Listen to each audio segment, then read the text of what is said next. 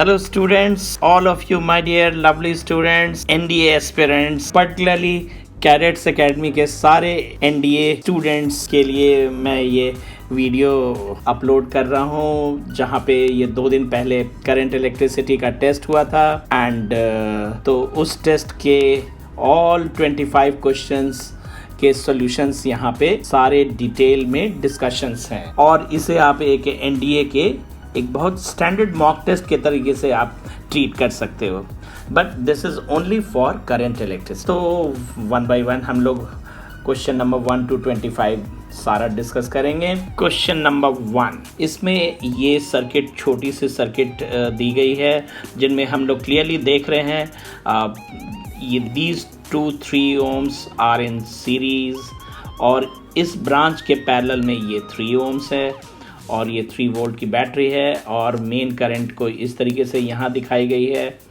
तो हमें पूरा मेन करंट ही इस सर्किट का मालूम करना है। तो obviously for this purpose we will be finding out equivalent resistance. तो इक्विवेलेंट रेजिस्टेंस के लिए हमें ये इन दोनों को 6 में 6 और 3 आर इन पैरेलल, तभी प्रोडक्ट अपॉन सम करके यहाँ पे we obtain equivalent resistance 2 ohms और फिर ohms law V is equal to IR use करके हमने I is equal to 3 volt upon 2 ohms and ये एडजस्टमेंट करते ही हमारे हाथ में 1.5 एम्पियर का करंट था। क्वेश्चन नंबर 2 जो कि किरचॉफ्स लॉ से रिलेटेड है। Kirchhoff's first law, total current is 0 across any junction and second law sigma IR is equal to sigma E यानी total potential drop across all the resistors must be equal to total sum of all the EMFs। यही तो Kirchhoff second law है। तो ये दोनों law basically कौन कौन से लॉ पे बेस्ड हैं? Conservation of charge and conservation of energy पे रेस्पेक्टिवली डिपेंड करते हैं। तो कंजर्वेशन ऑफ चार्ज ये कहता है for any isolated algebraic sum of total charge remains constant, जबकि किरचॉफ फर्स्ट लॉ क्या कहता है? Across any junction total current is 0, that means total outgoing current should be equal to total incoming current and sigma IR is equal to sigma E potential के sum difference for any closed loop is 0 because potential is directly related to work done and energy. The second law of Kirchhoff's is concerned with conservation of energy.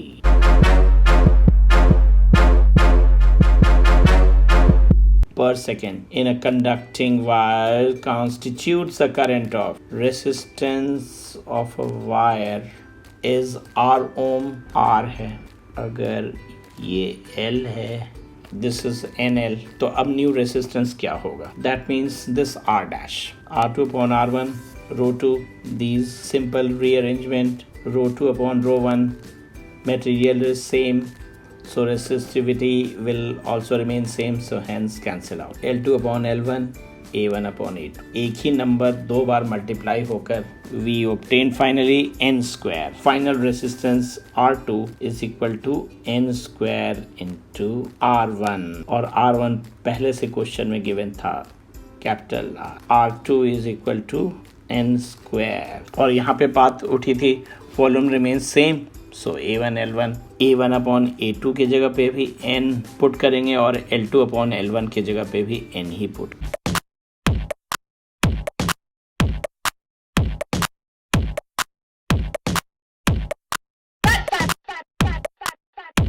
तो moving on to question number 5, ये question कह रहा है electric resistance of a certain wire of iron is R और अगर की length और radius दोनों को डबल कर दी जाए तब उनके रेसिस्टेंस पे क्या फ़र्क पड़ेगा एंड स्पेसिफिक रेसिस्टेंस यानी रो पे भी क्या फ़र्क पड़ेगा। R is equal to rho L by A, ये यूज़ करके दिस फॉर्मूला हमने यूज़ करके बाद के रेसिस्टेंस और पहले वाले रेसिस्टेंस उन दोनों का रेशियो निकालना शुरू किया। रो 2 एंड रो 1 ये दोनों कैंसिल हो जाएंगे बिकॉज आप लेंथ और रेडियस कुछ भी चेंज कर रहे हो in the process, material is remaining same, तो रेसिस्टिविटी और specific resistance will also remain same, and then L2 upon L1, A1 upon A2। लेकिन बाद की लेंथ जो है 2 टाइम्स कर दी गई है, और अगर दोनों क्रॉस सेक्शनल एरिया को पाई R1 square and pi R2 square में अगर हम कन्वर्ट करते हैं तो देन नेक्स्ट स्टेप में R2 को ट्वाइस ऑफ R1 कर दिया, रेडियस भी तो बढ़ाई गई है। वी फाइंड बाद की रेसिस्टेंस यानी final resistance is initial resistance का हाफ ही हो रहा है, बी ही हमारे मतलब का ऑप्शन। और स्पेसिफिक रेसिस्टेंस दैट इज रो तो हमने पहले ही बात कर लिया, it will remain unchanged because material is remaining same. Question number 6 में वायर की लेंथ गिवन है 50 centimetre and cross sectional area 1 millimetre square, और करंट भी 4 एम्पियर है। कंडक्टिंग वायर को 2 वोल्ट के सोर्स वोल्टेज से कनेक्ट की गई है। तो रेसिस्टिविटी यानी स्पेसिफिक रेसिस्टेंस पूछी गई है, V is equal to I R, और R is replace by R rho L by A। We have rho is equal to VA upon IL। सारे values, all 4 values are given in question, तो हमने बस सारे value, desired answer correct option. It is a bit very interesting theoretical question. This is IV graph, AB part, BC part and CD part and DE part। तो negative resistance होने के लिए CD part के लिए, तो जैसे जैसे आप देखो ये वोल्टेज इंक्रीज हुई है, C to D voltage increase हो रही है, बट इस पार्ट के लिए करंट डिक्रीज हो गई है। वोल्टेज इंक्रीज होने के बावजूद अगर करंट डिक्रीज हो रही है तो इसका मतलब resistance also decreases, that means it is a case of negative resistance. Option number A is correct. All 4 option में से कौन से ऑप्शन में सारे के सारे all the 3 elements are good conductors of electricity? A option में कॉपर है, Hg भी लिक्विड मेटल है although, and this NaCl is salt. B में कॉपर, सही बात है, बट Ge जर्मेनियम सेमीकंडक्टर, तो ये अगेन, एंड Hg ठीक है, Hg is mercury, and C option copper, silver, gold, all the 3 are metals and good conductors of electricity.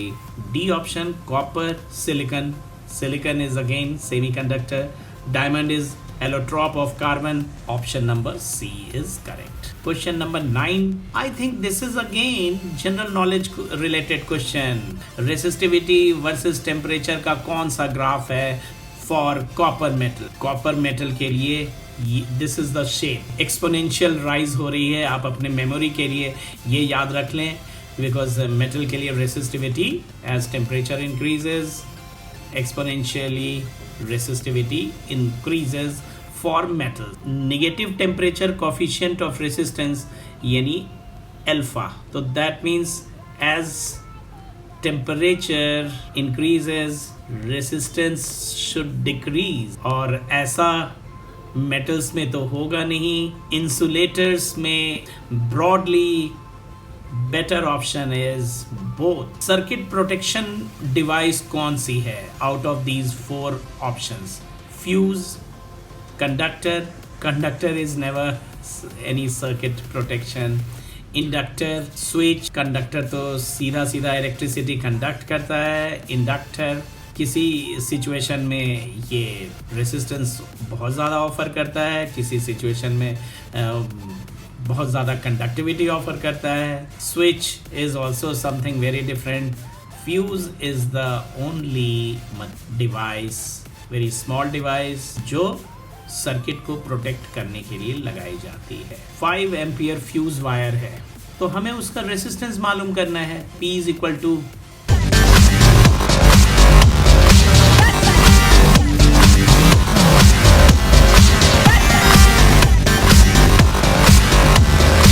I square R। अब लेकिन कई स्टूडेंट इनमें ये भी कंफ्यूज हो सकते हैं, P is equal to V²/R क्यों ना अप्लाई किया जाए। Here current is given, that means rating ampere की गिवन है। ऐसे जगह पे आप वोल्टेज वाली रेटिंग के जगह पे V वाला यूज़ करते हो। के बाद हमें 0.04 ओम मिलती है। 1 kilowatt R is equal to, जो पहले से पढ़ा हुआ था लेकिन क्वेश्चन में थोड़ी सी कैलकुलेशन ट्विस्ट करके इन्होंने 10⁶ ना दे करके फैक्टर दे दिया 10⁵ का। तो अब हम इसे 10⁵ में कन्वर्ट करके यहाँ 3.6 को 36 के फॉर्म में एक्सप्रेस करते ही हमारे ऑप्शन आइडेंटिफाई होते हैं। C, electric bulb is rated. Rating हमेशा रेसिस्टेंस के लिए, मैंने क्लास में भी रेगुलर बार ये चीज़ रिपीट किया है आप लोगों के लिए। 60 वाट 220 वोल्ट, इसके वजह से R is equal to V²/P। Now only calculation is left because 220 volt was given, 60 watt was also given, तो पावर डिनोमिनेटर में है तो 60 watt. Only calculation, and calculation perform करने के बाद वी हैव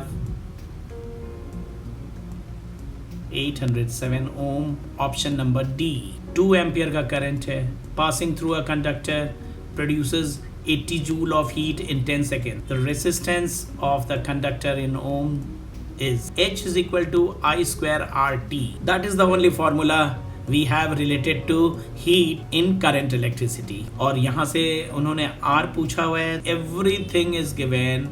H आपका ये 80 joule, I 2 ampere, T 10 seconds, सारे वैल्यूज पुट करने के बाद कैलकुलेशन के बाद हमें 2 ओम मिलता है। B option. हमने करना क्या है कि सीरीज में अगर आप उन सारे n आइडेंटिकल रेसिस्टर्स को आप कनेक्ट करोगे तो इक्विवेलेंट रेसिस्टेंस NR होगा, और यही मैक्सिमम माना जाता है। वाई? बिकॉज सीरीज में तो सारे रेसिस्टेंस ऐड होते चले जाते हैं, तो that's why it is maximum, and parallel में मिनिमम होते हैं बिकॉज रेसिप्रोकली आप ऐड करते जाते। पैरेलल में equivalent is for identical resistance n times divide आप कर देते हो, तो ये मिनिमम ही होता है। और मैक्सिमम एंड मिनिमम का रेशियो पूछा था, एंड उसे डिवाइड करके NR upon R/N, hence N²। C option correct. 17 question में Wheatstone bridge, all the 4 arms have equal resistance, मतलब P, Q, R, S, all 4 resistances are R. If the resistance of the galvanometer arm, और वो बीच वाला जो connecting branch होता है वो भी कैपिटल R है, तो इक्विवेलेंट रेसिस्टेंस पूरे कॉम्बिनेशन का क्या होगा as seen by the battery. ये डायग्राम ही देख लेते हैं, और इसे देखने के बाद तो हमें बड़ा ही ऑब्वियस एंड सिंपल सोल्यूशन मिलता है। क्यों? आप बीच वाले को P/Q I'll PQRS, और ये G वाला part, G part is omitted out, और P/Q is equal to R/S के वजह से we have this thing with us। तो ये वाला R और R मिलाकर ये यहाँ पे दिखा दिया हमने, फिर इस वाले R और इस वाले R को हमने कंबाइन करके यहाँ पे लिख दिया, एंड फाइनली हमने इक्विवेलेंट रेसिस्टेंस 2R का गेन आइडेंटिकल का हाफ होगा ये। Finally we are left with option number C. देखते देखते हम लोग क्वेश्चन नंबर 18 पे पहुंच गए। तो the net resistance of the circuit between A and B, और ये भी पिछले प्रॉब्लम के तर्ज पे ही है। पिछले प्रॉब्लम के तर्ज पे ये है कि 3 and 4, ये मैं फिर से आपको इंडिकेट करूंगा, P, ये Q, ये R, ये S, G 3:4 is equal to 6:8। Galvanometer वाला पार्ट गायब, योर वर्किंग। 3 and 4 बीच वाली ब्रांच हमने हटा दिया था, गैल्वेनोमीटर वाला वही 7 ओम, तो 3 and 4 are in series, and 6 and 8 are in series. Finally this is 7 and this is 14. 7 and 14 are in parallel. 7 and 14. Finally, we are option number B, 14 upon 3 ohm. Question number 19, potentiometer. Potentiometer बहुत ही ज़्यादा accurate and versatile, her situation में EMF को major करने के लिए बहुत ही dynamic, बहुत ही universal instrument माना जाता है. क्यों? क्योंकि एंड ऑप्शन नंबर बी में है a condition of no current flow through the galvanometer. ये नल डिफ्लेक्शन मेथड कहलाता है. Basic structure of potentiometer. Of course sensitive galvanometer है एंड गिव्स नल डिफ्लेक्शन. अभी हमने बात किया था B option, it has wire of high resistance. यही बात सबसे इंपॉर्टेंट है और that is the only option which is rational. In a meter bridge, balancing length from the left end is found to be 20 centimeter, जो कि हमने यहाँ पे दिखा दिया है. ये तो आपकी सहूलियत के लिए मैं यहाँ पे इंडिकेट कर दूँ J is found to be 20 centimeter, जो हमने दिखाया हुआ है. और जबकि ब्रैकेट में क्या समझाई गई है, standard resistance of 1 ohm is in the right gap, जो कि हमने यहाँ पे दिखा दिया है. So the value of unknown resistance हमें तब फाइंड करनी है. Balance condition P upon Q 1 ohm. Finally 0.25. Option number D is correct option. G1, G2, G3 are the conductances of 3 conductors. Conductance which is reciprocal of resistance. When they are joined in series, their equivalent conductance will be. कि series में जब आप equivalent resistance आप करते हो तो simple sum होती है. बस अब हमने reciprocally पलट के उसे corresponding conductances में convert कर दिया. और ऐसा करने के बाद हमने आगे सॉल्व भी करना शुरू किया. ये जो एक्सप्रेशन बड़ी सी आई, दिस इज 1 अपॉन GS. तो अब हम इसे रेसिप्रोकली पलटेंगे, इन्वर्ट करेंगे, तब जा कर के GS इक्विवेलेंट कंडक्टेंस मिलेगा. ऑप्शन नंबर D, इन्होंने इक्विवेलेंट कंडक्टेंस पूछा था. Equivalent conductance. अब बात करते हैं question number 23. What is the total resistance across A and B?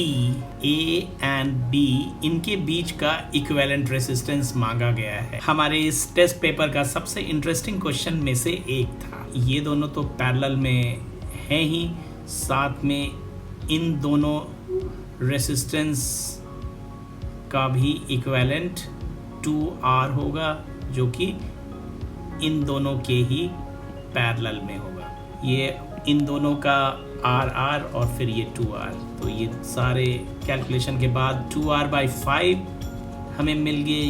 And then और पहले से ही 2R/3 ये और 2R/3, यानी कि दिस कॉम्बिनेशन 2R/5 जो मिलता है, इन ये दोनों सीरीज में है और इनका इक्विवेलेंट इनके इस R के पैरेलल है. यूँ देखिए 2R/3 प्लस 2R/3, वो ऊपर वाले दोनों पार्ट सीरीज में थे, इस वजह से सीधा ऐड करके 16R/15 अचीव किया. और जबकि नीचे R पैरेलल में बैठा हुआ है चुपचाप, तो देन पैरेलल कॉम्बिनेशन और कैलकुलेशन परफॉर्म करने के बाद 16R/31 which is approximately equal to R/2, जो कि हमारा क्लोजेस्ट ऑप्शन है. C, option number C. अगर N सेल्स सभी EMF E और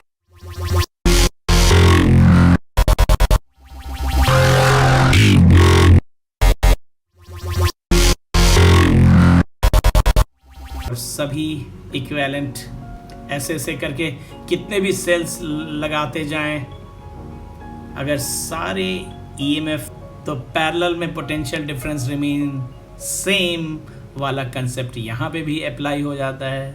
और चाहे वो इनफाइनाइट नंबर ऑफ सेल्स लगाई जाएं, equivalent EMF will be capital E. हमारे इस आंसर के हिसाब से कोई सा भी ऑप्शन मैच नहीं कर रहा है। Question number 25, when the balance point is obtained in the potentiometer, the current is drawn from, हमने null point achieve कर लिया, that means galvanometer is showing no deflection, यानी कि इस पार्ट में कोई करंट नहीं है। तो ऐसे समय में ये ऑक्सिलरी बैटरी से यूं करंट आता रहेगा।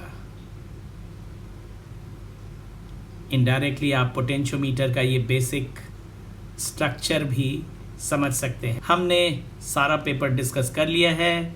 आई होप आप लोगों को सभी कुछ समझ में आ जाएगा। फिर भी अगर कुछ भी डाउट हो तो आप हमें लगातार, मैं आपके लिए बना रहूं। Bye, see you, take care, happy physics learning.